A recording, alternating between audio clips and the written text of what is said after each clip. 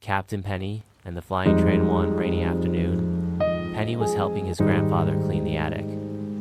Dust floated in the air, and old boxes were stacked high. As he dug through a wooden chest, he found something strange and old: golden train ticket. The ticket had shiny letters that read, "One ride on the Flying Express, departing at midnight."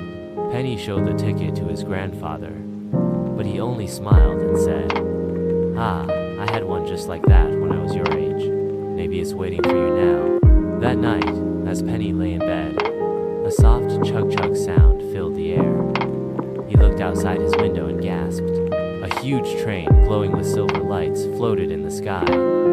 Steam puffed from its chimney, and its wheels didn't touch the ground, they spun in midair. With a loud whoosh, the train stopped right outside his window. The door slid open, and a conductor in a shiny blue uniform tipped his hat. "Ticket, please," he said with a grin. Penny's hands trembled as he held up the golden ticket. The conductor nodded. "Welcome aboard, Captain Penny. The adventures begin." As soon as Penny stepped inside, the train zoomed off into the night sky. He looked out the window and saw his town getting smaller and smaller until they were flying over mountains and rivers.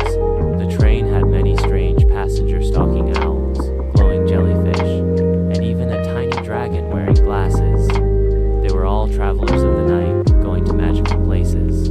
The first stop was the land of floating islands. Penny stepped off onto a tiny island floating high in the sky. The ground was soft like a trampoline, and giant strawberries grew everywhere.